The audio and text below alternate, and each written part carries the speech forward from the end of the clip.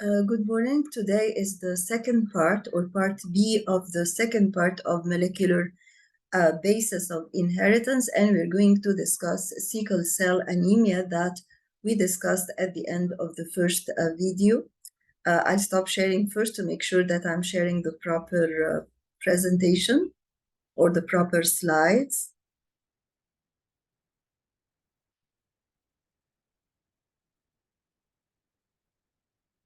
Okay, so we said last time that in sickle cell disease, we have a gene mutation, and it is one type of point mutation where we have a difference of only one nitrogenous base at the position number 17 of the gene for the beta chain of hemoglobin. Because as you know, hemoglobin is a quaternary protein that consists of more than one polypeptide chain, and coincidentally, hemoglobin consists of 4 polypeptide chains. So we have 2 alpha chains and we have 2 beta chains.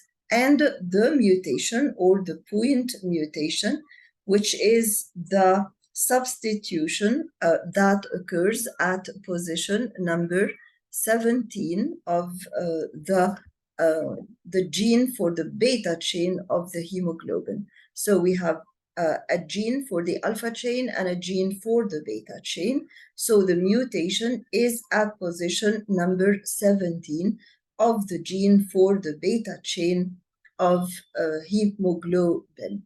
And therefore, as you saw on the, or as you will see on the slide, instead of having GAG, instead of having GAG, which is the normal triplet code on DNA, that is finally translated into the amino acid glutamic acid, we have GTG.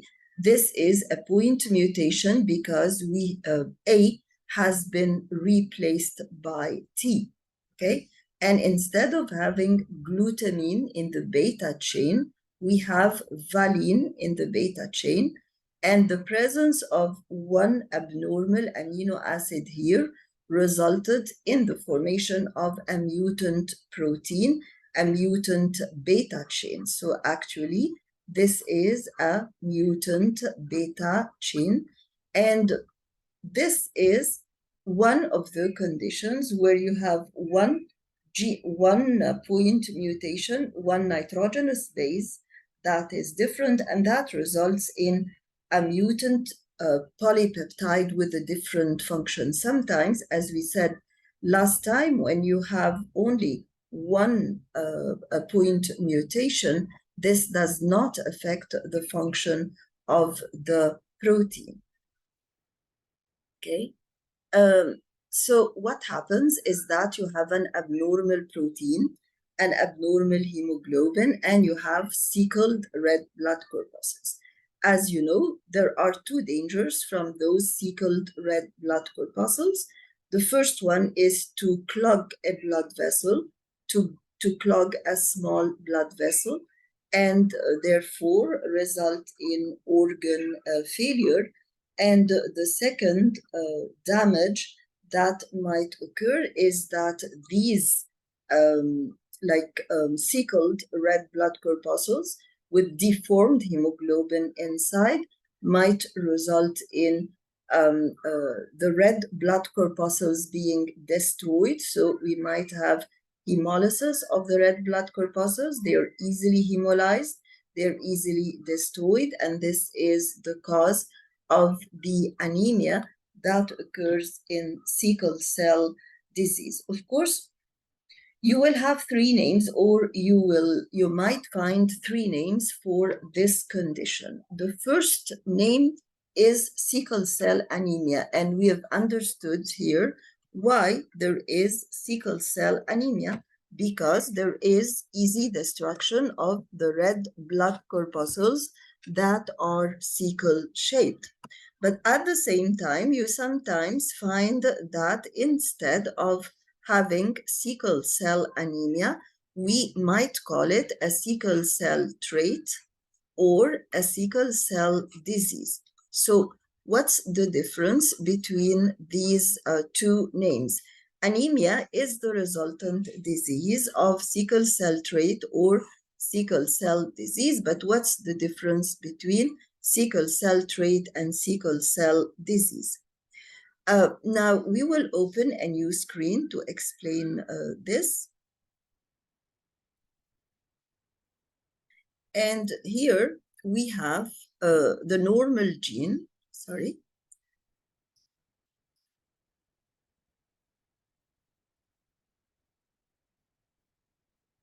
Now, if we, I don't know what's happening.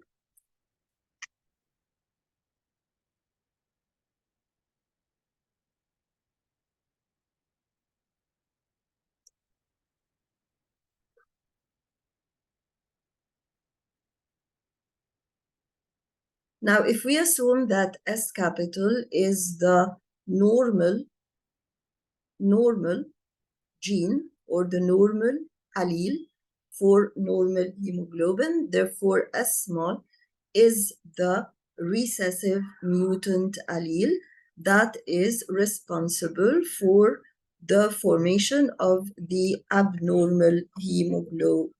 Okay, so there are three possible genotypes. What are the possible genotypes and how are these genotypes related to the symptoms and related to the nomenclature? The first genotype you have is S capital, meaning that you are homozygous dominant. And if you are homozygous dominant, this means that 100% of your hemoglobin is normal.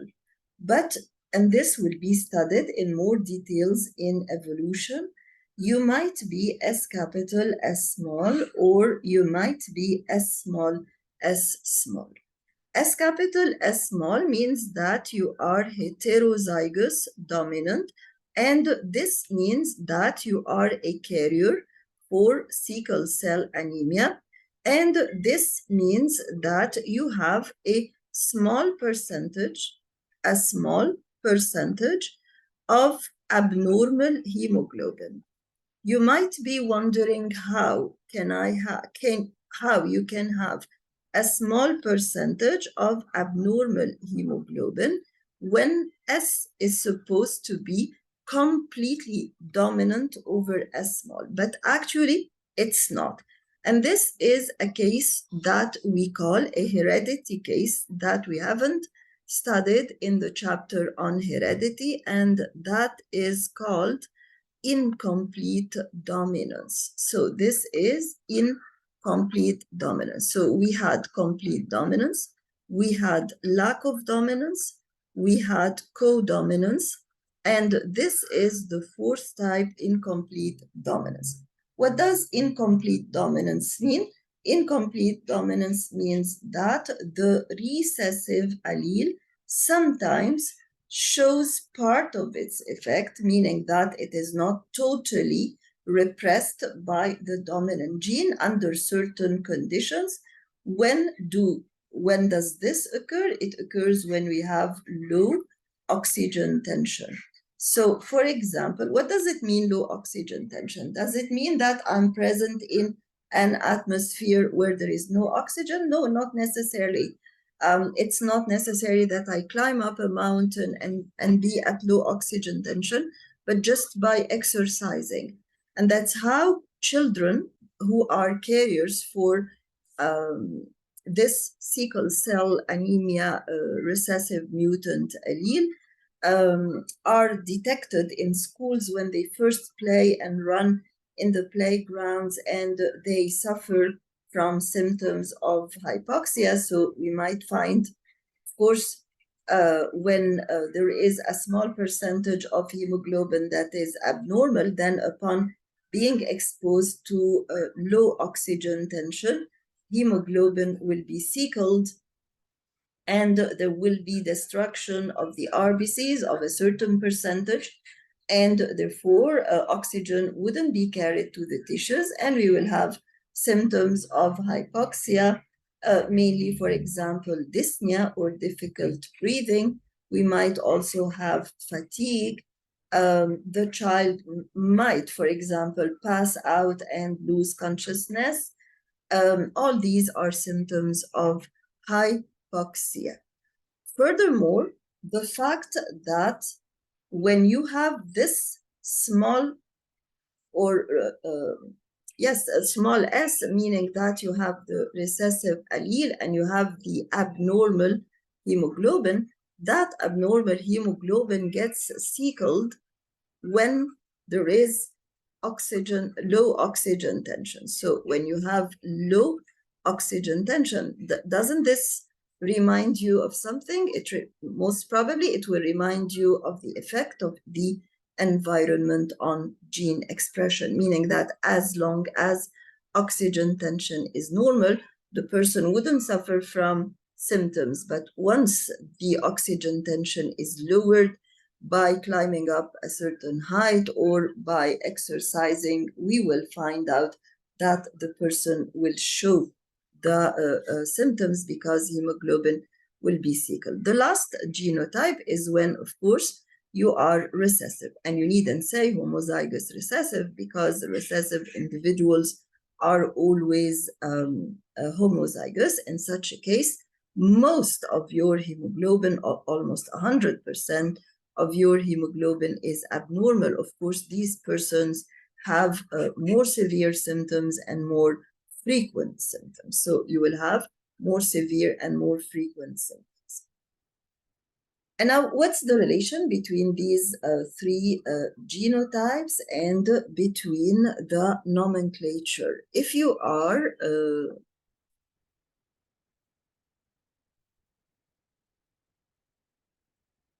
now, if you have this genotype, which is S capital, S small, then we say that you have the sickle cell trait, which causes mild anemia. But if you are SS, meaning that small s, meaning that you are homozygous recessive, then we say that it is sickle cell disease.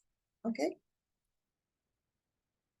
Now, what you will be studying in evolution is that this heterozygous genotype gives you advantage because you will be resistant to malaria.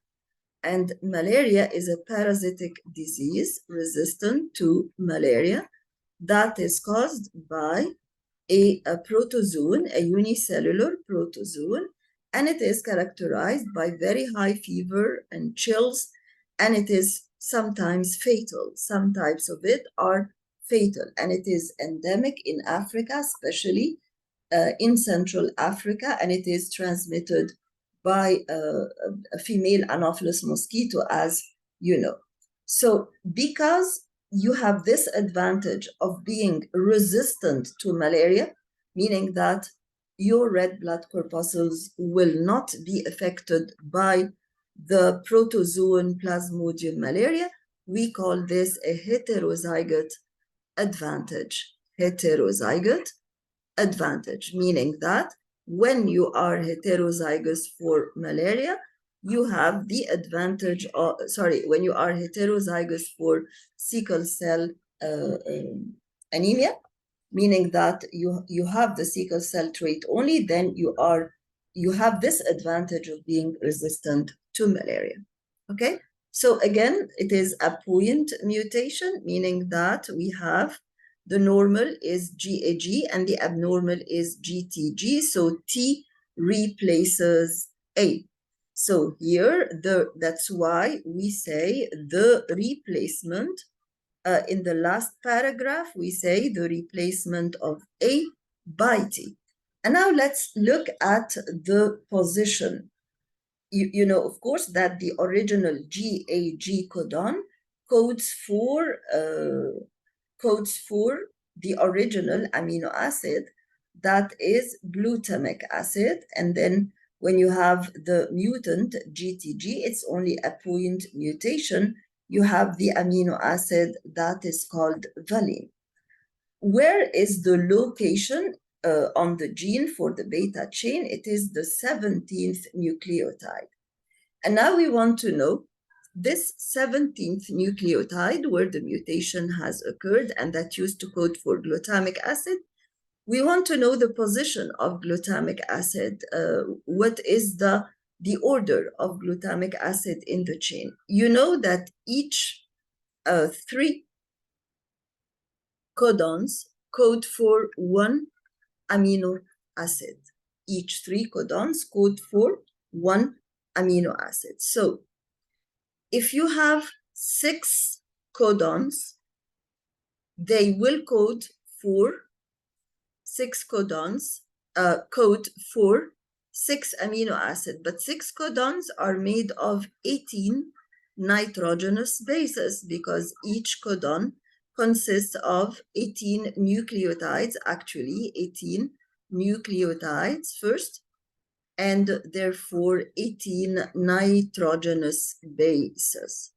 So if you are in if the mutation occurs in the 17th nitrogenous base or in the 17th nucleotide, then it is in the 6th codon, because the first 5 codons represent 15 nitrogenous bases. And if you are in the 17th, then you are in the middle of the 6th codon, and therefore the position of glutamic acid is that it is the 6th amino acid on the chain, on the beta chain, okay? So the 6th amino acid in the chain will become valine instead of glutamic acid. Hemoglobin will become unfolded upon exposure to low oxygen. So it will, this low oxygen is an environmental factor, okay? And it results in unfolding of hemoglobin, meaning that it results in, it affects the bonds that lead to folding of hemoglobin in the tertiary state. This is an example of the effect of environment on the gene. Okay, the gene, or actually not on gene expression or on the gene itself, but on gene expression, meaning that the gene produces hemoglobin that is folded. Essentially, it is folded, but unfolding, this phenotype of unfolding will be apparent only upon exposure to low oxygen tension, and the red blood corpuscles will be sickled because of stretching out of the hemoglobin molecules. And what is the effect of sickling? We will have diminished carriage of oxygen to the tissues. They will lose their ability to carry oxygen. They might cause clogging of the small blood vessels. The tissues will be deprived of oxygen, and this might result in damage of the organs. Okay? But sometimes not all point mutations are harmful. Some point mutations are useful or have no effect at all. When they are useful, this means that the newly formed protein is a functional protein that carries out a new function, but that is useful. And we said before that human beings discovered some of these useful mutations and decided to propagate them. It's also possible that the mutation results in no change. So point mutations result or have 3 different results. Either they are damaging and they cause a disease, or they are beneficial and they cause you a certain new function that is beneficial, or they have no effect and they are neutral. So it's also possible that the mutation results in no change, and this is because of the wobble hypothesis that states that the third base on the codon, on the the third base on the codon of messenger RNA can bind with a non-complementary base. And we said before that transfer RNA, if we consider that this is the codon loop of transfer RNA, and that we have here, for example, GGC, which is the anti-codon on messenger RNA. Of course, you know that this is the 3' end and that is the 5' end. And if you have a molecule of messenger RNA where here we have 5' and of course 3' because they should be anti-parallel to each other, then the anti-codon on messenger RNA is supposed to be G, C, G, C, and then C again. But if it happens that it is U, it's okay. There will be binding between the G and the U in contradiction to the Watson and Crick pairing, base pairing rules, but the binding will be a bit loose, a bit weak. And notice, why am I drawing this again? Because since this G is closer to the 3', we consider it the first base on the anti-codon. And since this U here is towards the 5', then we consider it the third base on the codon. And therefore, the wobble is always, when you have a wobble, when you have this less precise binding, between the codon and the anti-codon, this wobble or this less precise binding, this loose tolerant binding, less precise binding, will occur between the first nitrogenous base, the first base on the anti-codon, with the third base on the codon. So it is the first base on the anti-codon that binds with the third base on the codon. If we look here, we will find that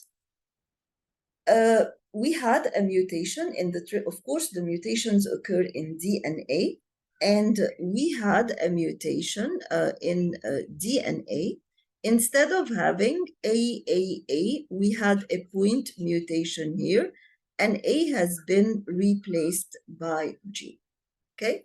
So instead of having U on messenger RNA, we had UC on messenger RNA, and this indicates you, it still codes for phenylalanine. It still codes for phenylalanine. So if a point mutation results in the formation of a new sequence, a new codon that codes for the same amino acid, then there would be no harmful effect of the mutation.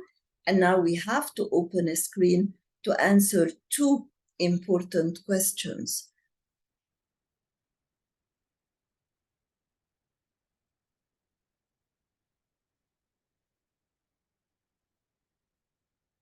What we have just said answers the question, answers one important question, which is, why do some amino acids have more than one codon?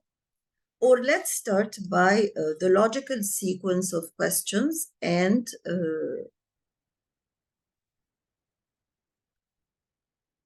let's start by the logical sequence of questions. Number one, why are there 64 codons if the number of amino acids is only 20? This is the first important question. Why are there 64 codons if the number of amino acids is only 20? And the answer is because some amino acids,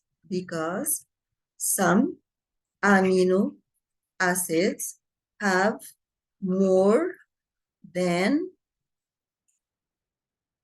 one codon. Because some amino acids have more than one codon. Okay? And then the second question.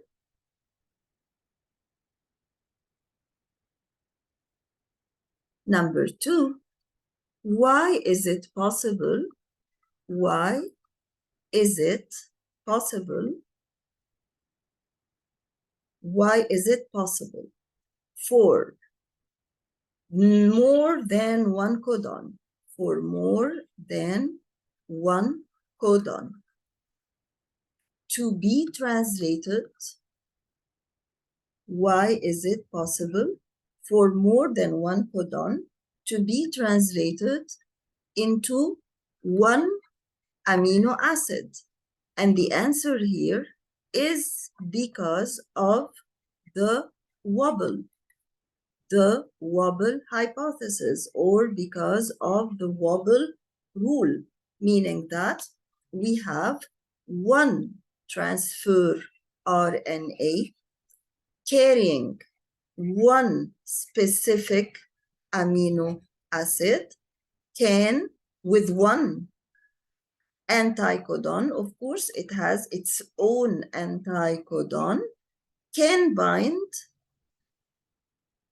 with more than one codon because of the wobble rule. For example, if you have this codon that carries, for example,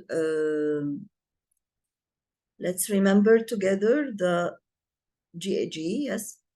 So if we have, for example, I'm sorry, the screen was deleted, but it's actually, I'll reopen it and continue. It has been recorded anyways, so I'll continue. So if we take this example, for example, of the amino acid that is carrying glutamine, and that has this particular specific anticodon or anticodon that is GAG, okay? So it is supposed to bind with C and then UC on messenger RNA, on the corresponding messenger RNA, right? But this same amino acid or this same transfer RNA that is specific for glutamine and that carries, and that's why it's carrying glutamine, and whose codon will not change anyways, that has GAG codon, can also bring and get and insert glutamine in the polypeptide chain when it finds that codon, which is, for example, C and then U and then U, because GU is one of the base pairs that are not precise, that are inaccurate, and that are allowed. It is inaccurate but allowed according to the wobble rule. So one transfer RNA, there is no way that a transfer RNA carries an amino acid other than its specific amino acid. So this transfer RNA will always carry glutamine and will always have the anticodon that is specific to glutamine, the anticodon that is specific to glutamine, GAG. However, because of the wobble rule, it will be very precise and very strict and very firm concerning the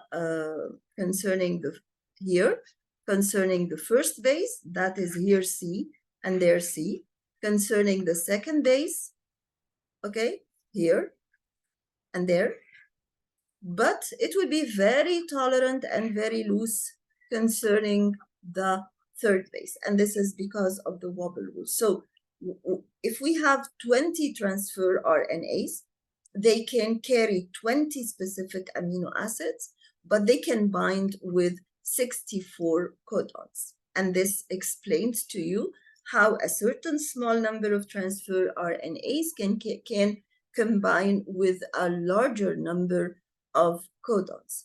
The third question that remains will be, so we discussed two questions. The first question was, as I remember, why do we have 64 codons if we have only 20 amino acids? And the answer was that each amino acid has more than one codon. The second thing was, why is it possible for this small amount of transfer RNAs to combine with a larger number of codons? And we said because of the wobble rule. And there remains a third important and most difficult question. Why do some amino acids have more than one codon? Why doesn't each amino acid have only one codon? So why do some amino acids have more than one codon? Okay, of course, there is no reference that states this with certainty, but one of the reasons might be related to what we have said before. Sometimes you can change, a mutation can occur. Imagine now that, let's talk again about glutamine, for example.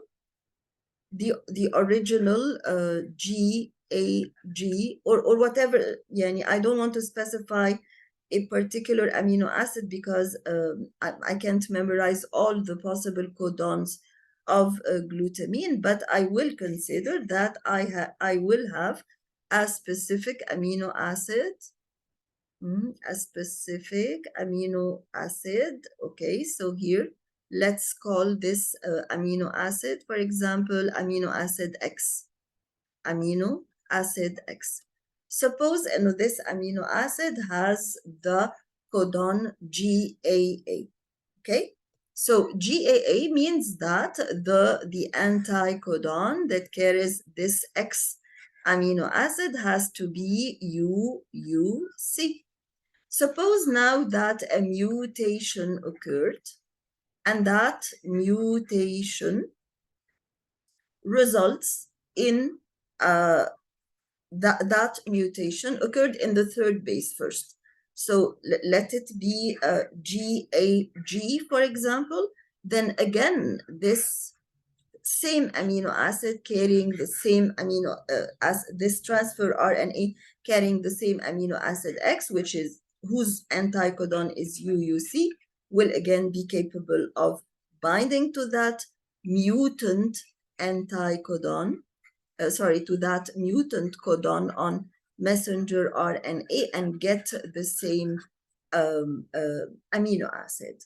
So even if now we know that the third base is less precise, less important, but even when we are considering the second base in the middle, sometimes it does not make a change, as we have just said on the previous slide for phenylalanine. So maybe one of the reasons why amino acids have more than one codon, that is in order to allow for more accurate proofreading and more accurate recruitment of the amino acids. So if you have this or that, then you recruit the same amino acid. So this, collectively speaking or generally speaking, diminishes the harmful effects of mutation on the process of translation. Nobody will ask you this question, but it's just that it might pass across your head. Now, here we talked before about point mutations. As we said, I don't know whether we mentioned it. Yes, point mutations are the simplest mutations, and when you have one base pair substitution. This point mutation might be either in point mutation, which was number 1, it's different from insertion or deletion. Because in point mutation, you didn't remove a nitrogenous base, nor added a nitrogenous base, but you just changed. So here, number 1 was point mutation. Point mutation talked about a single base, right? But it was a single base, what? A single base substitution, meaning a single base replacement, nor insertion nor deletion. But here, in the second type, it is either insertion or deletion. Notice that it is very important to note that substitution, when you substitute, when you replace one nitrogenous base for another nitrogenous base, there is no change in the number or type of codons or type of codes and codons. And you will understand what I mean by this statement when we see what happens when we insert, meaning that we add a single nucleotide, or when we remove, there is what we call a frame shift. The entire reading frame will be altered. And let's look at an example. Look at this example. You remember, of course, this sentence because we used it before when we were talking about substitution or point mutation, which was substitution. Here, the fat cat saw the dog. What we did previously in the point mutation is that we replaced the D by an H, and we just said the fat cat saw the hog. So we changed the meaning, but we kept the number of words, meaning that we kept the number of triplet codes as they are if we consider that every word represents a triplet code, okay? And here in insertion, no, we add a base. Here, what we did is that the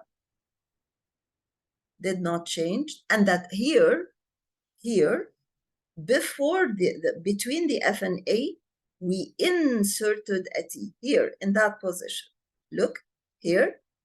So actually now F is the first base as it is in the word, but now we have introduced a letter, which is T. So the whole frame has been shifted.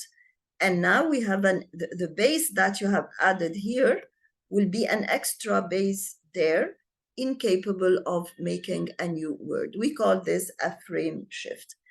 And there is an important thing to note is that the closer you are to the beginning, the more serious the mutation is, because if you insert here, then you will change all the words coming afterward. But if you insert, for example, the base here, then the first triplet code, the second, the third, the fourth, the fifth will stay intact, and it is only the fifth that is affected, meaning that the effect will be reflected only on one amino acid. The same occurs in deletion. See here, we have deleted, so if you look here, don't look at the end. You always have to look at the beginning of the sentence. So let we assume that it is the 3' end of a messenger RNA. So the did not stay as it is. We inserted an F after the H. Okay, sorry, we removed something here. What we removed is the E. Okay, so what occurred actually, what occurred actually is that we removed the E. So the F now became the third letter here, and you will have a shift in all the coming words. So As a result of insertion, we had an extra base that cannot form a triplet code or a word, and here we had two extra bases that cannot complete the triplet code. So you will have one of three possibilities. Either you will have a mutated polypeptide or no polypeptide at all formation. So it's according to where you inserted, where you deleted.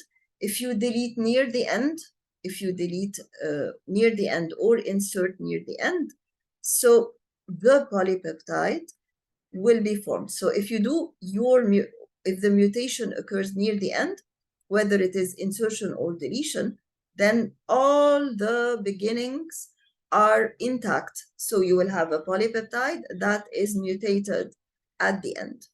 But if it is near the start or the beginning, then no polypeptide will be formed at all. No, all the frame will be shifted, and all the triplet codes coming afterward will have no meaning, will not be translated.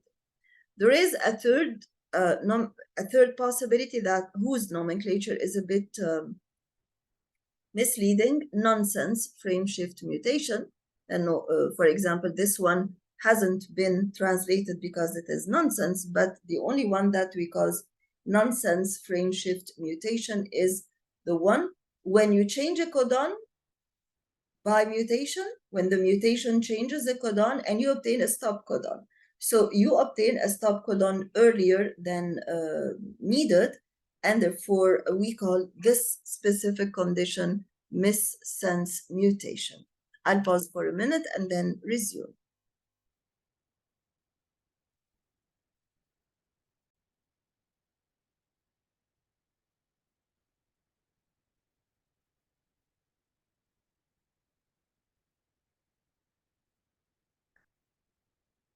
Hello again. Now we're going to study the genetics of viruses and the genetics of bacteria, because as you see on the screen, Gregor Mendel depended mainly on the study of pea plants. Morgan depended mainly on the study of the Drosophila fruit fly. And as you see on the screen, Morgan was the one who postulated the chromosomal theory that chromosomes are made up of genes, and the chromosomal maps that you studied in heredity. But the most recent work in molecular biology and in genetics is based mainly on the study of certain viruses like the bacteriophage virus and certain bacteria like the E. coli. In the next few slides, we are going to focus mainly on the bacteriophage, and then in the third part of the molecular basis of inheritance, we are going to talk about E. coli, whose scientific name is Escherichia coli. E. coli is present in polluted waters, it is present in the large intestine, and we're going to study this in detail. It's worth noting that the genome or the genetic code is universal. The genetic code is universal, meaning that the same codon or the same triplet code actually may code for the same amino acid in human beings and bacteria, for example. And this is one of the blessings, because this similarity or this universality of the genetic code is what allowed the experiments of genetic engineering to be carried out extensively and successfully. Now, viruses in general, as you know, are obligate intracellular parasites. What do we mean by a parasite? Of course, you know that parasitism is a symbiotic relationship, or a relationship between two organisms where one of them gets benefit and in exchange the other one gives harm or a disease. Intracellular means that it can live only inside a cell, and obligate means that it has to be inside the cell. Outside the cell, the virus is just like a crystalline, solid, non-living material.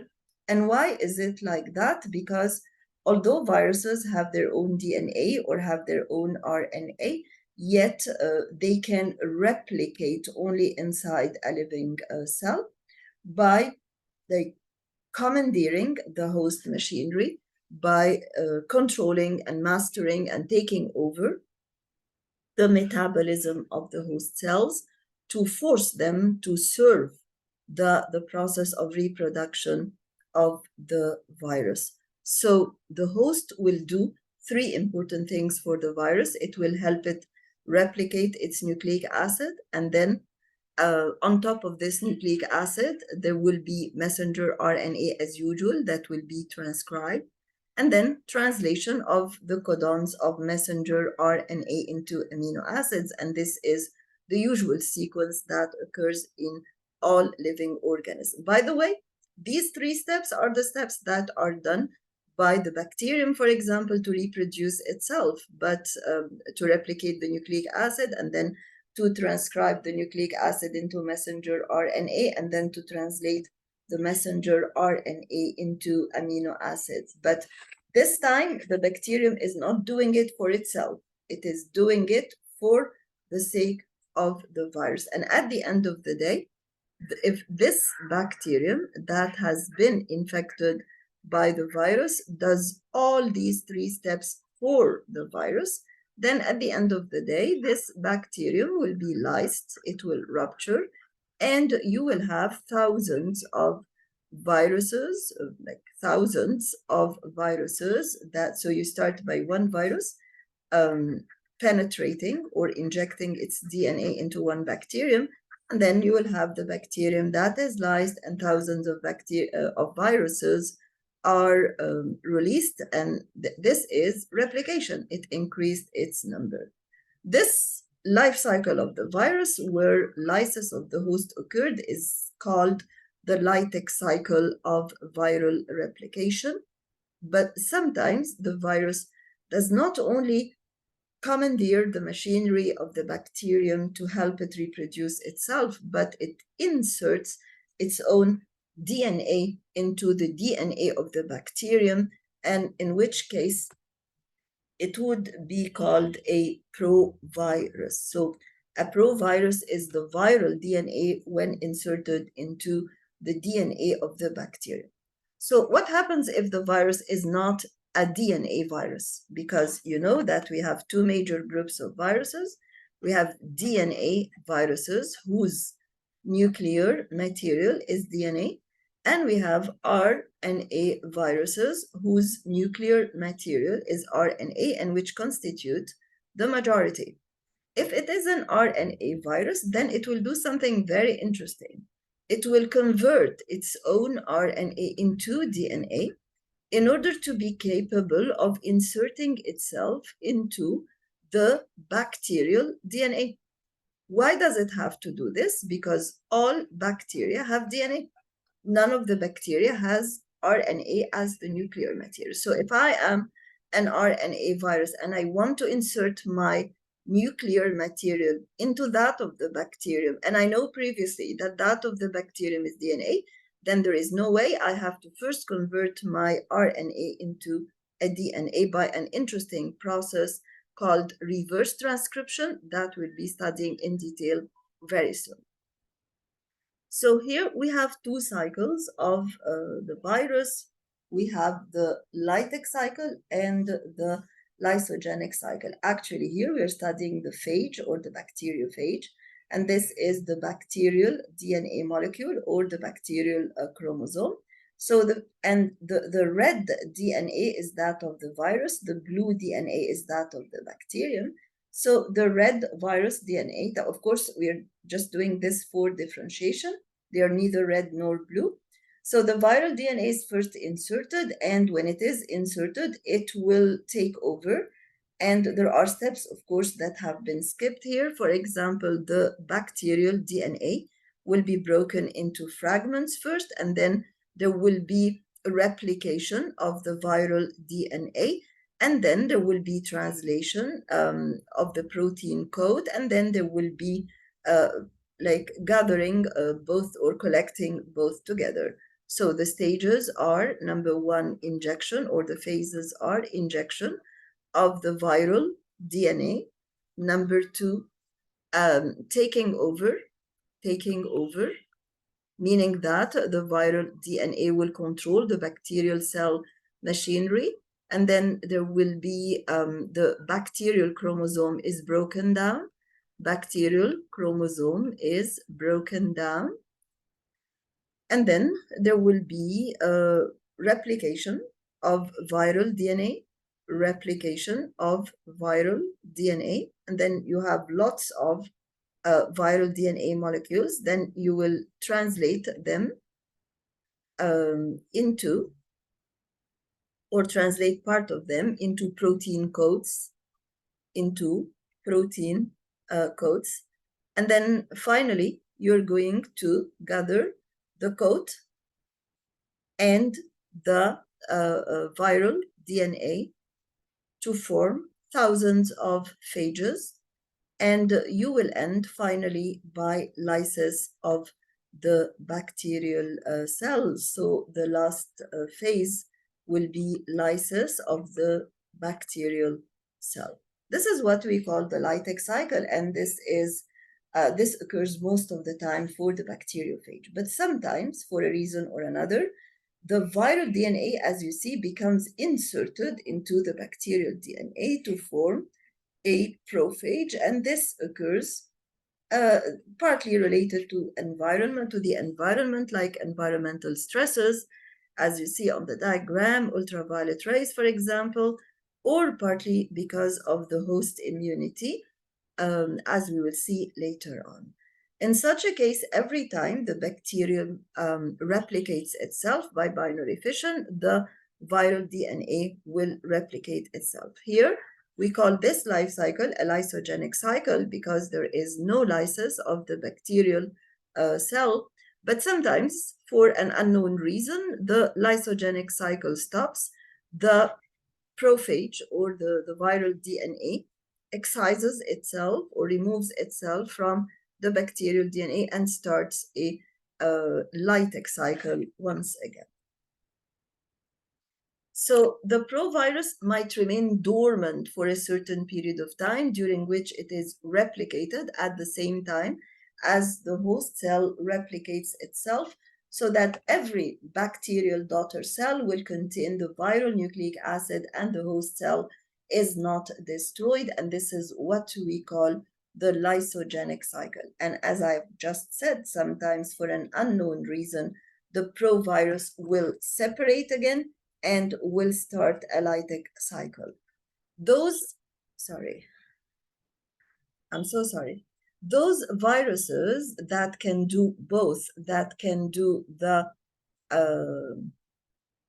it's a good opportunity for you to see the rest of the slides. Those viruses that can do both, like the phage, for example, are called temperate viruses. So this is very important to know.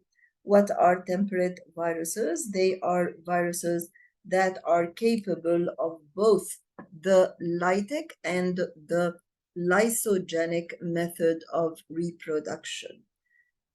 Okay, so now you can easily say, or say with certainty, that the bacteriophage is a temperate virus.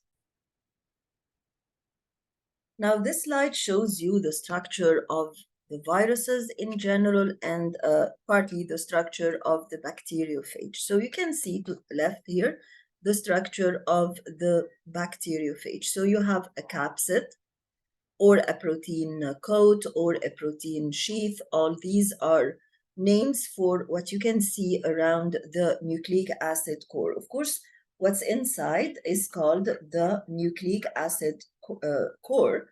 And this is, when you say nucleic acid core and capsid or protein coat, then you're talking about the general structure of the viruses. In case of the bacteriophage, of course, it is a DNA virus. And the bacteriophage is a bit peculiar because it has like a head, a neck, and then it has a tail, and it has appendages. And these appendages will help the bacteriophage fix itself to the bacterium. So a bacteriophage is a virus that can, phage is eater. It doesn't eat bacteria, but it causes lysis of the bacteria. And this this tail of the bacteriophage is like a syringe, and therefore it can like squeeze itself and inject the DNA inside the bacterium. But some other viruses, like the tobacco mosaic virus, and the tobacco mosaic virus is a virus that affects tobacco leaves. It is a virus that affects tobacco leaves. So the tobacco mosaic virus affects the leaves of tobacco and makes them variegated, meaning that they become patchy with some green areas and some dead areas. It is an the core here is an RNA core, and it still has the protein code. But in some other viruses, like HIV or the human immunodeficiency virus that results in acquired immunodeficiency syndrome or AIDS, the virus looks like this. You have the RNA core, and then you have the protein capsid all around. And in addition to the RNA core and capsid, you have certain enzymes. Of course, enzymes are present in all viruses, but they are labeled here. But the viruses do not have cytosol, they do not have organelles. And around all this, you would have a very specific envelope. This envelope is derived, as you know, from the host cell when it lyses, and the virus is emerging outside the host cell. It takes part of the cell membrane of the host cell with it. So it is derived from the host cell membrane. And of course, this envelope around the virus, because you know that most of the antigens or the antigenic molecules of the virus that trigger the immune system of the host are present on the protein code. So if it is enveloped, if it is like surrounded by an envelope, this gives it a more camouflage and protection.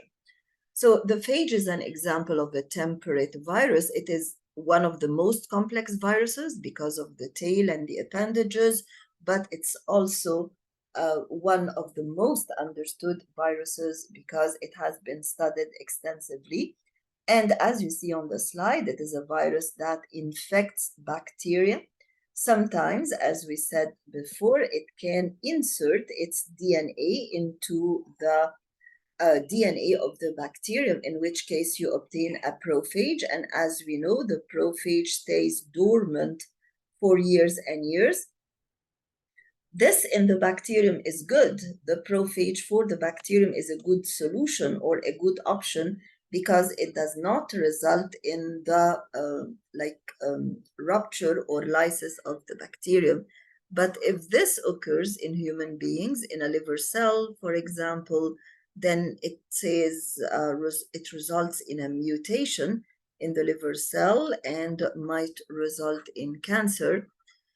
And that's why people who get infected with hepatitis B or hepatitis C virus, HBV or HCV, especially hepatitis B, might get cancer if the virus decides to be converted into a prophage to insert its DNA into the DNA of the host, resulting in a mutation. This occurs mainly when the immune system of the person is weak. We will be discussing this in full detail or in more details in the third part. The virus, of course, as we know, is the DNA or the nucleic acid is coated by a capsid or a coat, but sometimes we also have an envelope that is derived, as we said, from the membranes of the host cells, and it aids the virus in infecting the host and diminishes the effect of the immune system on the virus. As you know, viruses are very specific, meaning that every virus can only infect a specific host cell or a specific target cell. We can call it a specific target cell. You might have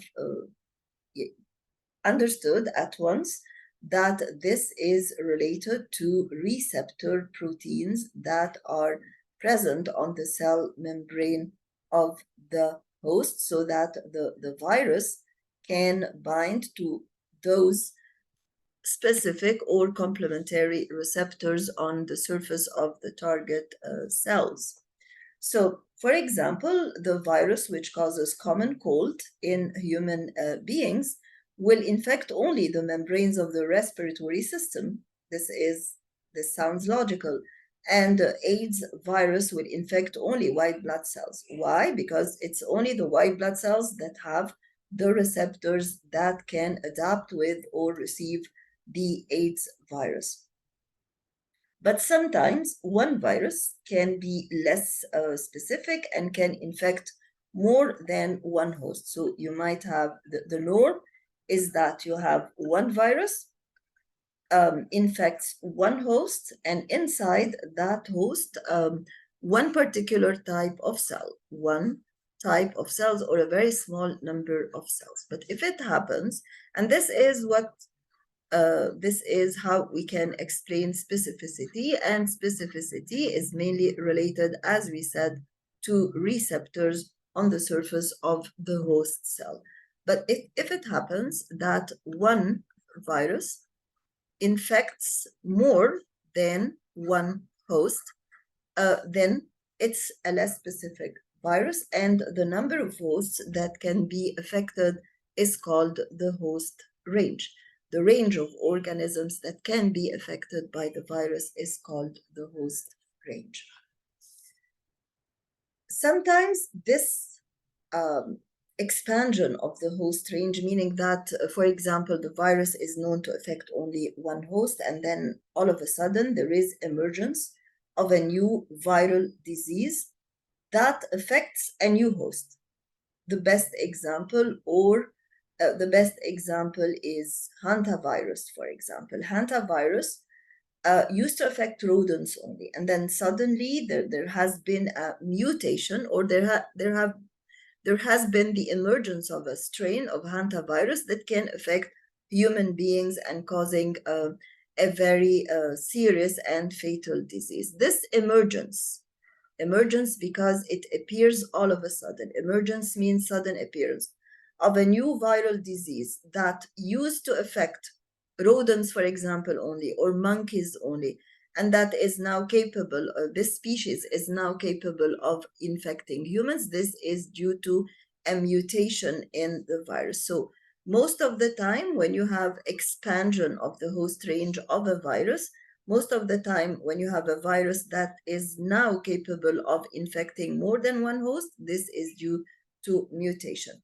The hantaviruses used to infect rodents, and now infection is possible, transmission of infection is possible to man through all the excreta of the rodents. For example, through their saliva, through their urine, through their waste products, their fecal matter, for example, or even through their bites in rural areas, for example. And it causes a very fatal disease, which is called hemorrhagic fever. And as its name indicates, it is high fever associated with hemorrhage in certain areas of the body, and sometimes also associated with renal symptoms. You needn't know the details, of course, but we call this collectively hemorrhagic fever with renal syndrome. Or sometimes it affects the lungs and causes hantavirus pulmonary syndrome. Okay, but there are other viral diseases that affect animals and that cannot be transmitted to human beings. The norm is that the hantavirus is transmitted from rodents to human beings, but recently it has also been proved that human-to-human transmission is also possible.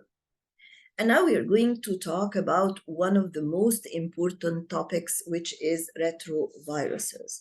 Why is that topic important? Because retroviruses, or the enzyme that retroviruses use, is very important in genetic engineering. What are retroviruses? Retroviruses are essentially RNA viruses, meaning that their nuclear material or their nuclear core is made essentially of RNA instead of being made of DNA. And, they replicate in a very unusual way. What is this unusual way? I've just told you that if an RNA virus wants to be a prophage, this simply means that it wants to insert its nuclear material into the bacterial chromosome, if we can call it a bacterial chromosome, into the bacterial DNA. But the bacterial chromosome or nuclear material is essentially made of DNA. And therefore, after having infected the bacterium, I'm talking about a virus other than the bacteriophage, of course, because the bacteriophage is a DNA virus essentially. So it's easy for the bacteriophage to insert its DNA into the DNA of the bacterium. I'm talking about an RNA virus that finds itself inside a DNA bacterium. All bacteria are DNA actually.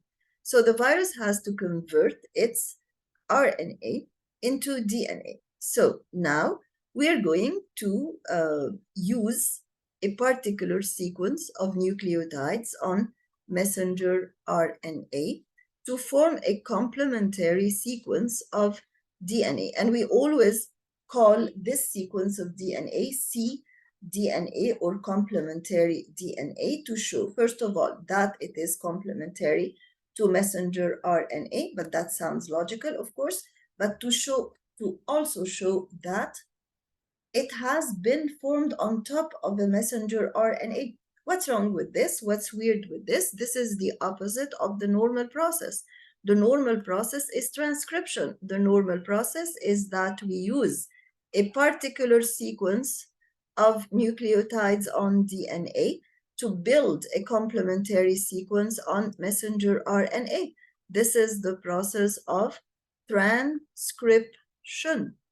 But if you do the reverse, if you use a particular sequence on messenger RNA to build a complementary sequence on DNA, so this is exactly the reverse transcription process. So we call this process reverse transcription, and the enzyme is reverse transcriptase. And the importance is, as I told you, to allow the virus to insert its genome into the host genome and become a permanent resident until otherwise mentioned.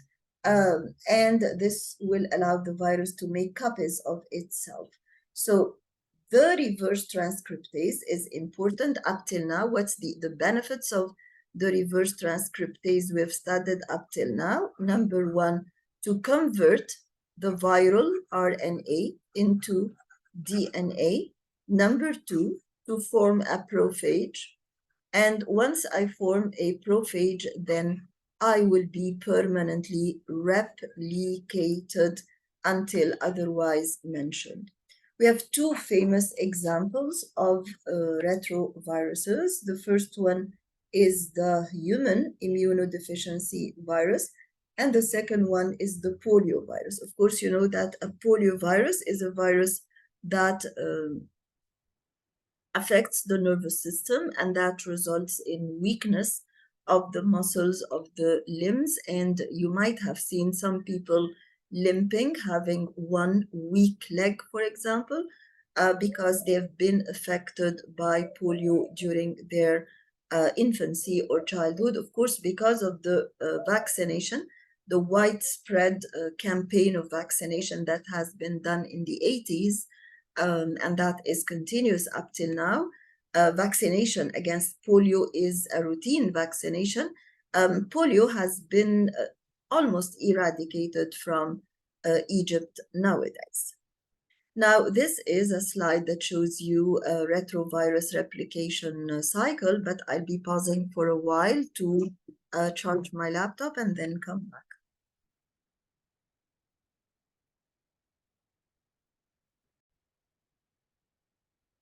Hello again, this is the retrovirus replication cycle, and as you can see here, we have a strand of RNA, which is the viral RNA. It belongs to the human immunodeficiency virus. And then we have the reverse transcriptase. If you're ever asked to describe the function of the reverse transcriptase, you would say that the reverse transcriptase, you would say that the reverse transcriptase catalyzes the conversion or the building of a complementary strand of DNA on top of the viral RNA. So here we obtain cDNA, which is red, and the green one is the viral RNA.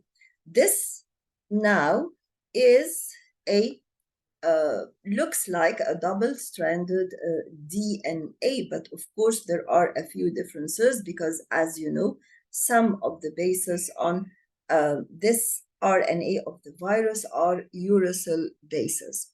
And then this double-stranded DNA, or what we can call a double-stranded DNA, will be integrated in the bacterial genome, or this is the host genome, and it will form a provirus, or the part that has been inserted is called a provirus. And then now this part will be transcribed into a new virus. Of course, this double-stranded DNA that contains a few uracil molecules will be transcribed into a new virus.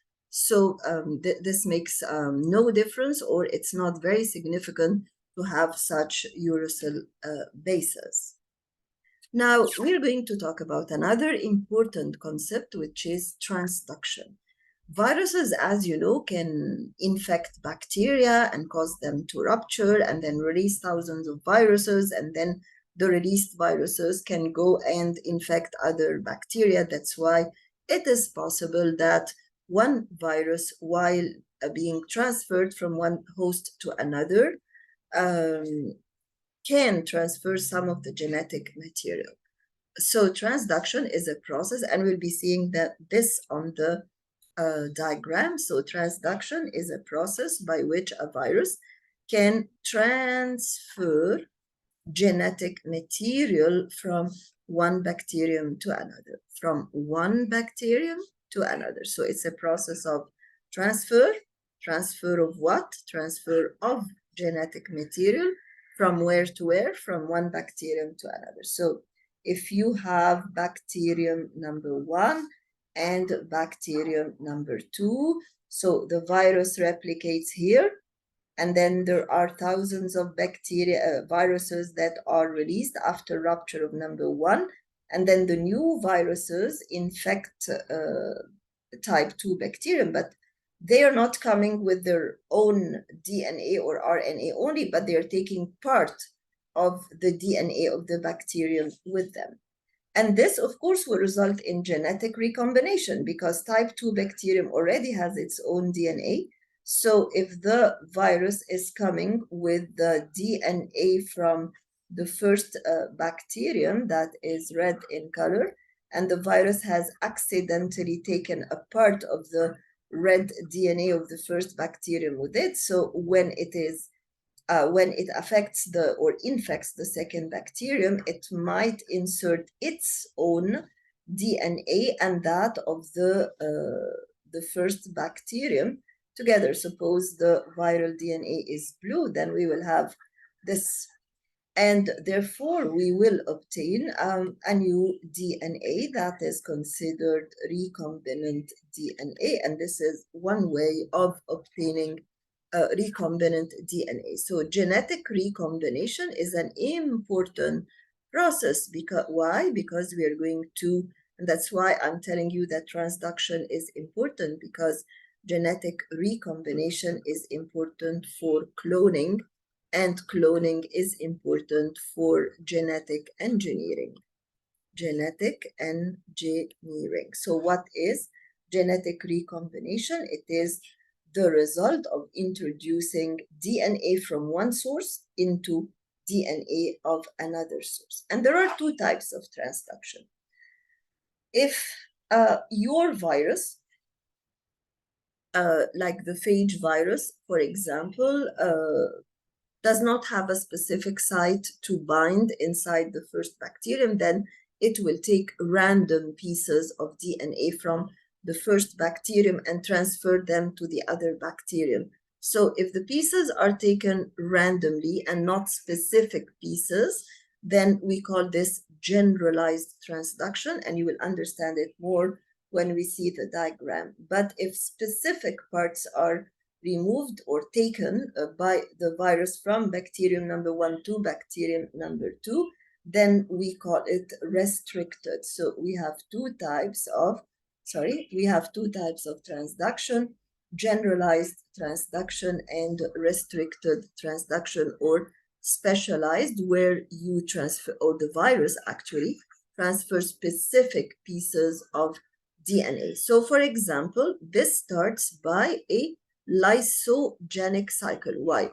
And I'll tell you why. So generalized transduction is mostly associated with lytic cycles, okay? But restricted is mostly associated with lysogenic cycles. Why? Because in lysogenic cycles, there is prophage formation.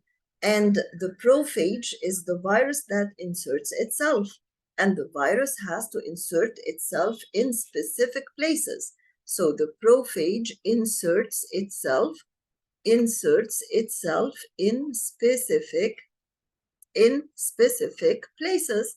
So when it leaves the cell, it will leave the cell, the first bacterium, every time taking specific parts of the DNA from the first bacterium and inserting it into the second bacterium. And now we have, to the left, we have the generalized transduction, and to the right, we have the specific transduction. The diagram looks huge, but it's extremely easy. So here, for example, we have the donor DNA. The donor DNA is the bacterium, and this is the phage DNA. And as usual, the donor DNA will be broken down, and the red viral DNA will be replicated, and then viruses will be released. When they are released, they are supposed to take their own DNA surrounded by the translated coat. The bacterium translated coats and tails and appendages for them.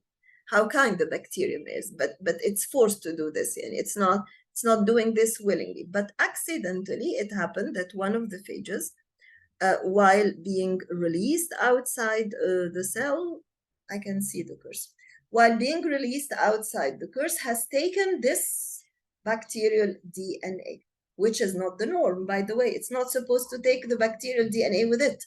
It's supposed to take its own red DNA. So when it happens that that offspring of viruses infects a new cell, it will insert this bacterial, not its own, DNA into the second bacterium, and there will be recombination. So here, this phage helped the process of transduction. And as we said before, transduction definitely results in recombination. Specialized transduction, okay, so here you can see, obviously, that this is the Lytic cycle, okay? And here, it is the lysogenic cycle. When you have specialized transduction, the prophage is here, fixing itself to specific areas, and then the bacterium replicates itself. So we have already recombinant DNA. This is the beginning of the formation of a prophage. And then here, after excising the bacterial DNA, the red viral DNA has been inserted, and it happened again that one of the phages has the recombinant DNA. It's the same idea, but the only difference is that because here the process is specific, then there is a specific area where the phage will fix itself. When this phage will infect a new bacterium, then we will have a recombinant DNA, but this time here the recombinant DNA was made of 2 DNAs. Here the recombinant DNA is made of 3 DNAs, that of the original bacterium, that of the new bacterium, and that of the virus. And as we said, of course, this is seen not with the Lytic cycle, but with the Lysogenic cycle. And now we're going to talk about the genetics of bacteria. Of course, you know that the bacteria don't have chromosomes like eukaryotic chromosomes, but they have a single bacterial DNA molecule in the center. And this bacterial DNA, I would rather call it a bacterial DNA. And that bacterial DNA is circular. That bacterial DNA is double-stranded.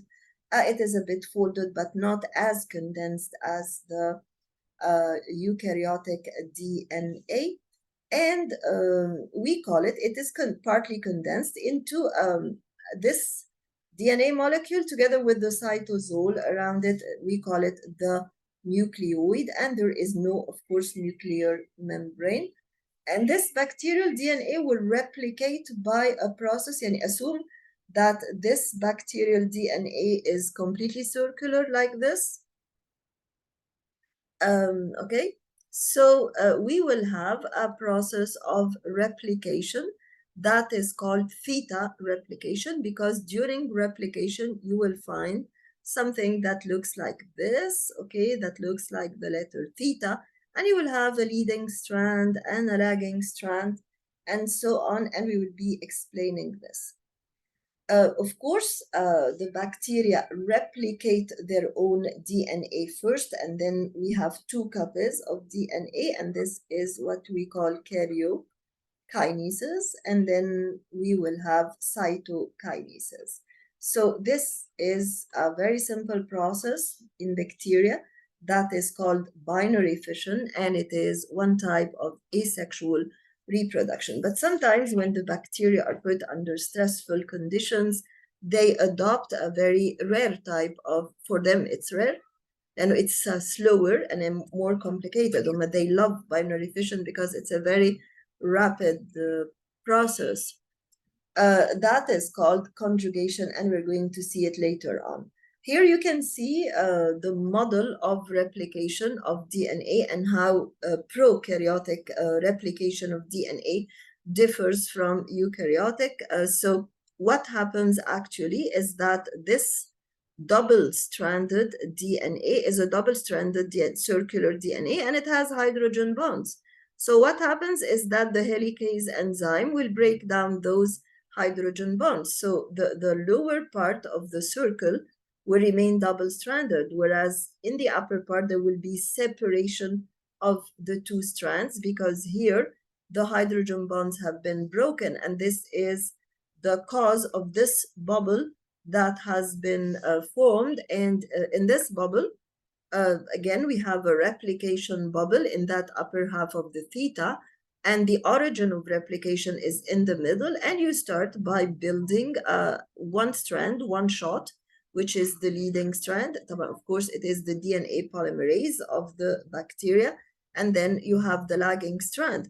So these are similarities between the bacteria, and we will see this in the third part, the differences between eukaryotic replication and prokaryotic replication. But here we are just seeing the similarities. And then here we can see bacterial conjugation. There is, as you know, in addition to the main bacterial DNA, you have like smaller, you still have circular DNAs, but they are smaller and multiple. And this is how they differ from the main DNA, and we call them plasmids. And those plasmids are mobile, meaning that they can be transferred from one bacterium to another. And here we have a circular structure sorry, not a circular structure, but a cylindrical structure that consists of a protein called pilin. And this pilus is not present in all bacteria. If the pilus is present, then we call the bacterium F+. F refers to fertility. And so this bacterium is F+ because it can form a pilus on the surface. The other bacterium is F-. This does not mean that it is not fertile, but this simply means that it does not have the pilus. And then it's worth noting that the gene for formation of the pilus is present on the plasmid. So this pilus helps connecting the two bacteria together, and this mobile plasmid that carries specific genes, like, for example, genes for resistance to antibiotics, can be transferred from one bacterium to another. And this is how it is transferred. You can see that there are two proteins helping this. The first one is the transferosome, and as its name indicates, it helps transfer of the plasmid from one bacterial cell to another, and the relaxosome. And the relaxosome helps the process of movement of the plasmid from one cell to another. You do not have to know the details because they are not included in your curriculum. And see what happens after conjugation occurred. The aim of conjugation here is to transfer genetic material. So the aim of conjugation here is to transfer genetic material, although in other areas you might be studying how conjugation can help in sexual reproduction. Actually, why does it help in sexual reproduction? Because it helps exchange of material and more variation in bacteria, just like meiosis helps in generation of new characteristics. Here you can see that after having received the plasmid with the gene for pilus formation, the bacterium that used to have no pilus at all now has a pilus and can act as a new donor for the pilus. Sorry.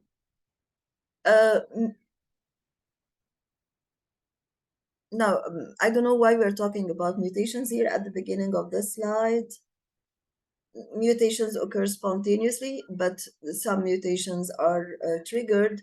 Mutations are rare, yes, but because bacteria reproduce in millions, even one mutation in 1,000 replication can lead to a significant variation. I think this part talks about the importance of or justifies actually why we have plenty of mutations in bacteria, although mutations per se are not that frequent. This is because the bacteria reproduce very rapidly, resulting in a huge number of offspring. So if you have only one mutation, even if you have only one mutation for every 1,000 cycles of replication, yet at the end of the day, this will give you a big number of mutants because they replicate very rapidly, okay?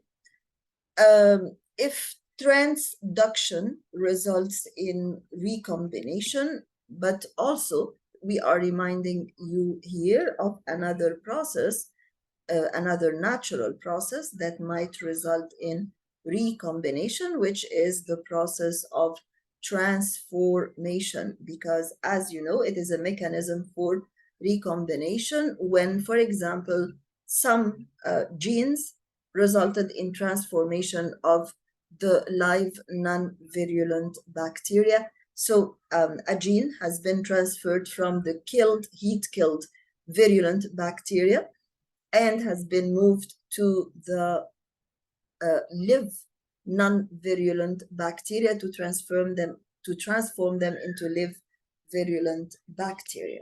Okay. Now, the F plasmid, as I told you, is related to the presence of the pilus. There are some pieces of interesting information here. It is the first plasmid discovered. It is related to fertility or sexual reproduction in bacteria. If the bacterium has the F plasmid, then it is labeled F plus. And if it doesn't contain the F plasmid, then it is labeled F minus. The F plasmid will contain the genes for production of the pili. And the pili are like bridges, cytoplasmic bridges that connect two adjacent bacterial cells to allow the DNA to move from one bacterium to another. And this will result in more variation in the bacteria, and therefore it helps, it is considered one primitive form of sexual reproduction in conjugation. Not because it increases the number of bacteria, it doesn't, but because it helps exchange of genetic material and therefore the development of more variable species in bacteria that usually reproduce asexually by binary fission and produce typical daughter cells. On the other hand, there is a very important plasmid in bacteria that is called the R plasmids.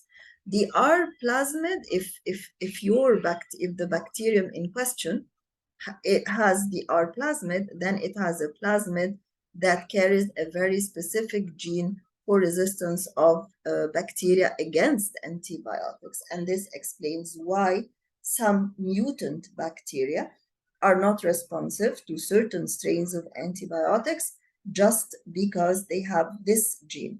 Notice that the main DNA of the bacterium carries the main characteristics of all bacteria, like having, for example, so you have here the main DNA of the bacterium, and then you have the additional plasmids. Now, we saw some of the genes on the plasmids. They are not crucial. The genes they carry are not crucial for the life of the bacterium. Partly crucial, like the resistance against antibiotics and the gene for fertility. These are the most important ones. But the main DNA carries the genes that control the main characteristics of the bacterium that allow survival of the bacterium, like the presence of a cell wall, the presence of a cell membrane, the presence of cytosol, the presence of ribosomes, and so on. So certain bacteria, for example, are resistant to ampicillin. What do we mean by resistant to ampicillin? That they do not respond to ampicillin or do not respond to tetracycline. Why have we mentioned these two? Because they are antibiotics or examples from the first generations of antibiotic. And from your study in grade 10, you know that every time the bacteria develop resistance against a type of antibiotic because of antibiotics because of misuse of the antibiotic, scientists have to develop a new generation. Now we've reached the fourth or fifth generations, and this is, of course, this means more cost for the patient and more side effects. Those bacteria that have the R plasmid will have advantage over the other bacteria. They will be the fittest, and they will survive more, and they will reproduce more, and they will take over, and they will make our life harder because they do not respond to bacteria. So when you take an antibiotic from this first generation, for example, only the sensitive bacteria that do not have the R plasmids will die, whereas those resistant bacteria that have this R plasmid will not die. Okay, for example, tuberculosis is becoming tuberculosis, you know, is a disease that affects the apices of the lungs, and that results in cough and debility of the patient or extreme weakness of the patient. It's now widespreading again in Egypt because of resistance to the anti-tuberculous drugs. I'll pause for a while because we're going to discuss the last but very important part of molecular biology, which is the operons. So what is an operon? An operon is a certain sequence on the prokaryotic DNA that is important for regulation of gene expression. So actually, you can see operons only in prokaryotes. You cannot see operons in eukaryotes. So again, operons are important for gene regulation. What do they regulate in the gene? They regulate gene expression, whether the gene will be on and be translated into a polypeptide or off and not be translated into a polypeptide. They're present in prokaryotes only. Why? Don't eukaryotes need to regulate gene expression? Eukaryotes are more complex and more developed. Of course, they need to regulate this, but they have their own way of regulation of gene expression that we're going to discuss later on. They were discovered by Jacob and Monod in the 1940s, and they're actually a set of genes. What does an operon consist of? An operon consists of a group of genes. And of course, this group of genes needs to be regulated. So we need switches for those genes to say, or actually we can switch on these switches. We can push on the button and it's not actually a button, it's a DNA button, okay? And turn on the gene and allow this gene to be expressed or turn it off. We have two famous types of operons that we're going to study and that are very important, the lac operon and the tryptophan operon. The lac operon is described as being inducible, liable to be triggered, liable to be induced, and this gives you automatically the impression that this lac operon is essentially off. It is essentially not expressed into a polypeptide, but it is inducible. On the other hand, we have the tryptophan operon. Lac refers to lactose, the disaccharide lactose, and of course tryptophan is an amino acid.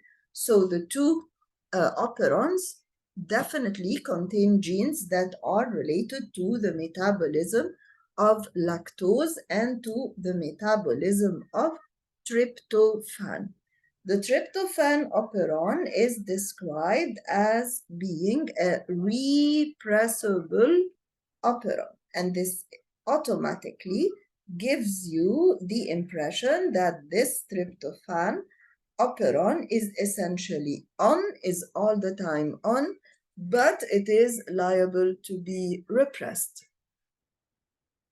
Now, what about the lac operon? We said that the lac operon is essentially off, and that lac operon can be induced to be on, If it is essentially off, then this means that it is not needed.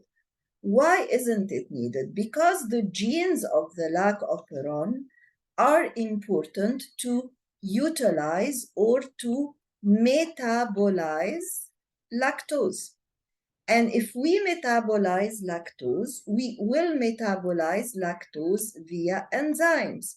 So if lactose is available, then definitely we need to put these genes in the on state so that we can transcribe those genes into messenger RNA and then translate this messenger RNA into the enzymes of metabolism of lactose.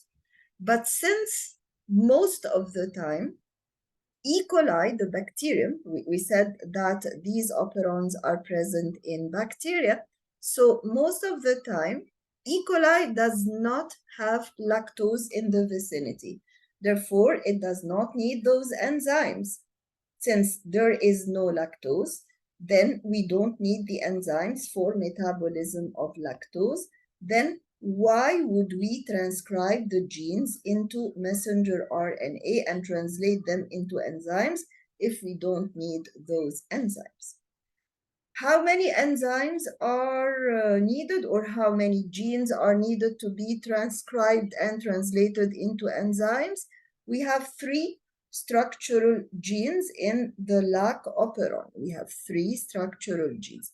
And we said before that a structural gene does not mean that it results in the formation of a structural protein, but a structural gene means that it is coding, and it codes for either a protein or RNA, and that this protein is either structural or functional, okay?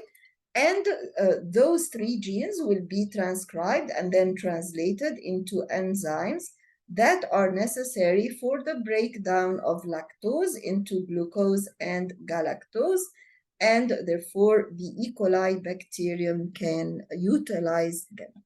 But this happens when? If lactose is available. What are these 3 genes? They are the genes that code for 3 enzymes: beta galactosidase enzyme, permease enzyme, and trans-acetylase enzyme.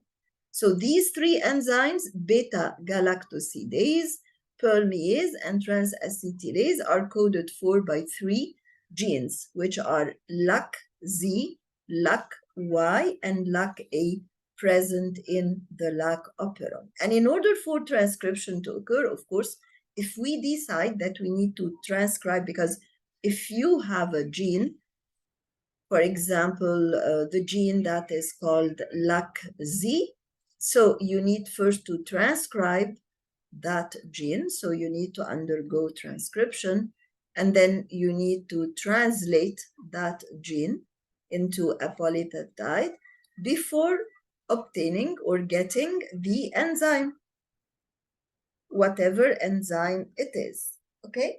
So in order for transcription to occur, if we decide that we need to transcribe, then we need what? We need RNA polymerase enzyme. And let's see here, before reading the slide, let's see on the diagram what happens in the lac operon. So all this, starting here and ending there, is the lac operon. So what does the lac operon consist of? The lac operon consists of 3 structural genes: LAC-Z, LAC-Y, LAC-A, and then it consists of a promoter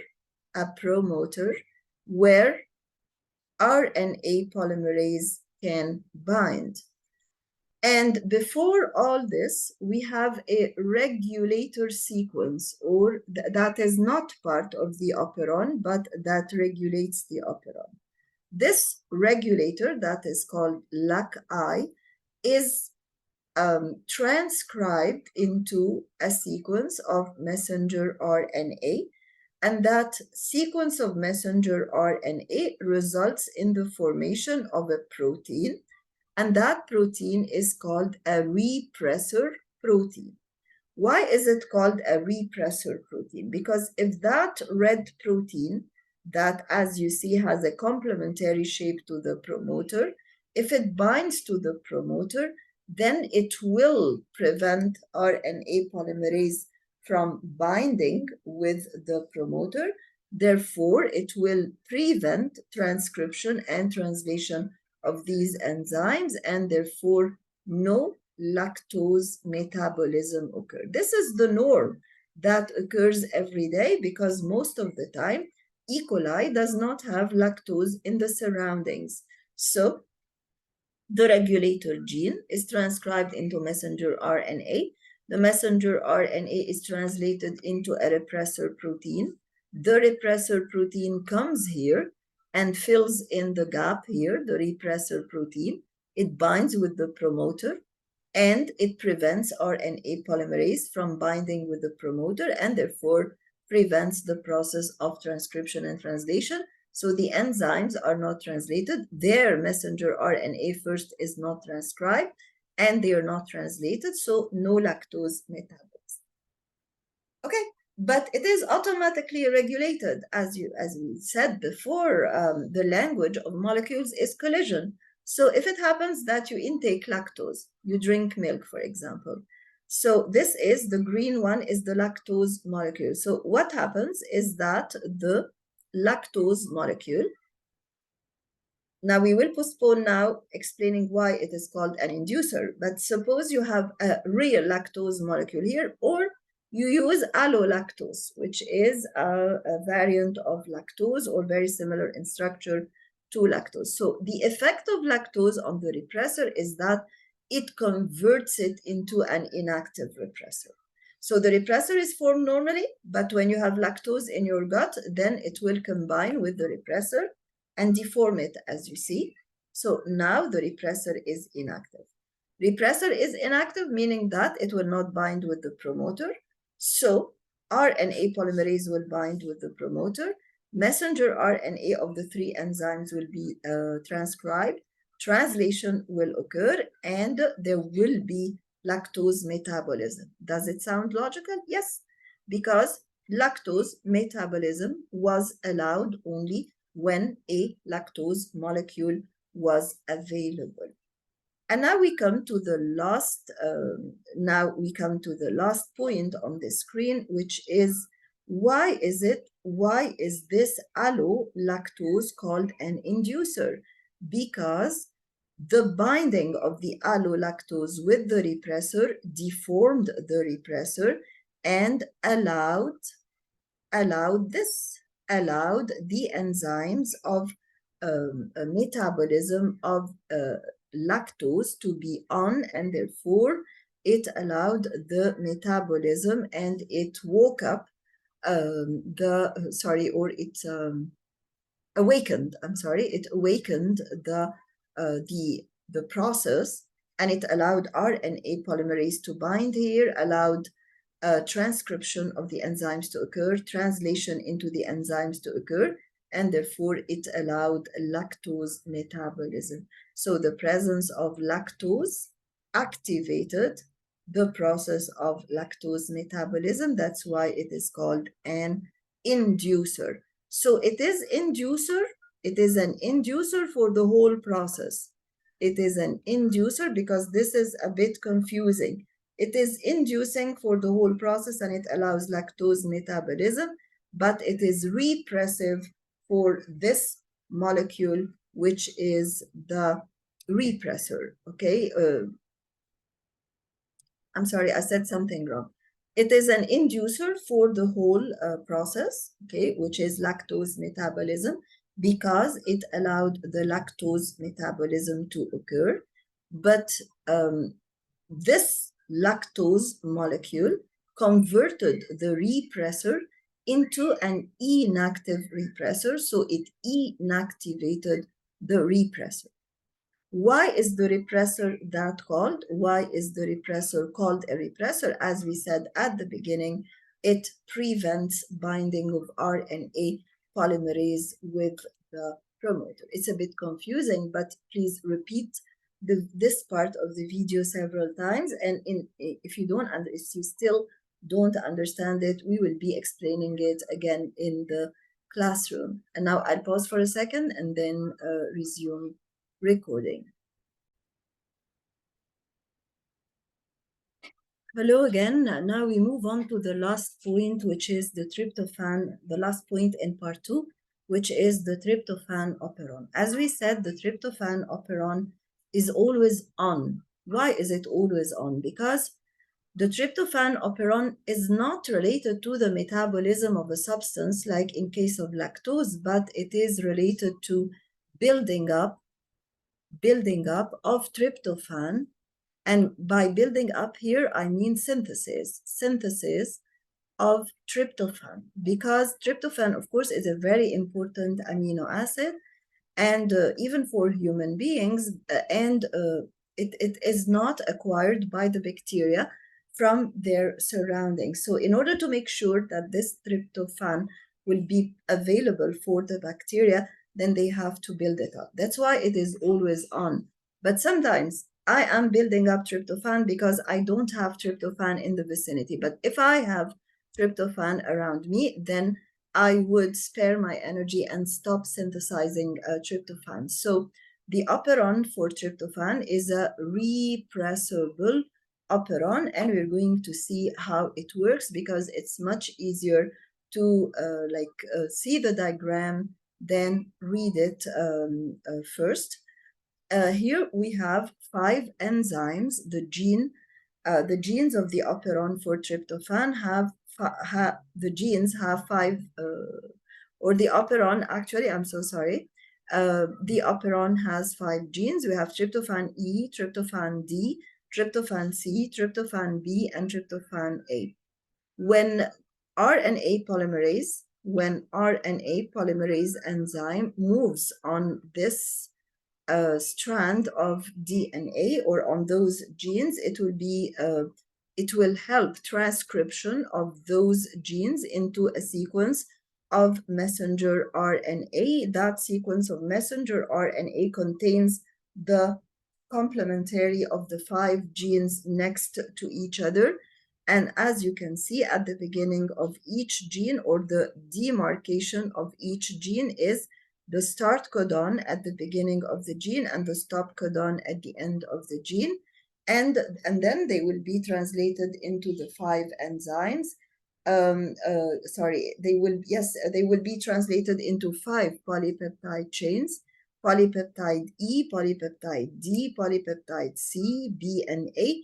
And these polypeptides are subunits that will make up the enzymes for synthesis of tryptophan. So the end result of all this is the synthesis of the amino acid tryptophan.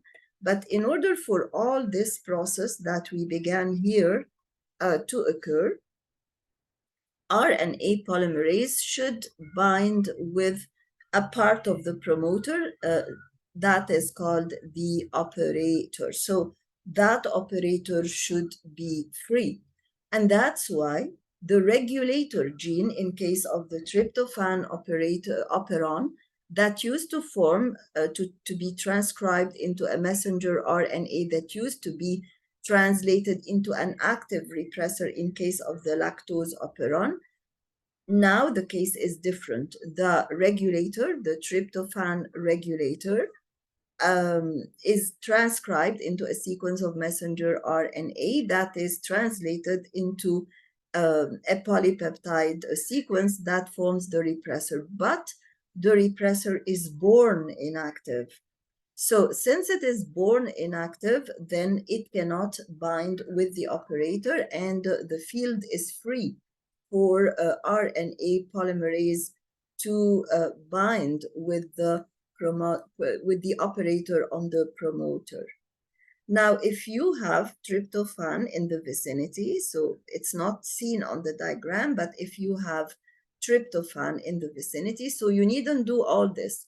So what will happen is that tryptophan will activate that repressor and will make that repressor regular and look like this, as it should be, in order to be able to bind with the operator. So once tryptophan is here, okay, it binds with the inactive repressor. So it restores its active shape. So now we have an active repressor. But once tryptophan activated the repressor is evil. It is now capable of binding here and preventing RNA polymerase, and therefore preventing all this process, and therefore preventing tryptophan synthesis. Does it sound logical? Yes, we prevent tryptophan synthesis when we have tryptophan. This repressor is considered a non-competitive inhibitor of RNA polymerase. Why? Because when the repressor binds here, in both cases, it applies to the lactose operon and the tryptophan operon, because when it binds here, it prevents RNA polymerase from binding. Why is it non-competitive and competitive and not competitive? Because it does not bear structural similarity to the RNA polymerase. Thank you so much. I know this video was lengthy, but we needed to finish the second part of the molecular basis of inheritance on time, or in time actually, and inshallah on Thursday we will be recapitulating part 1 and part 2 in the classroom by correcting the homework assignment or and by discussing questions and answers of AP Classroom most probably, inshallah. Thank you guys. Bye.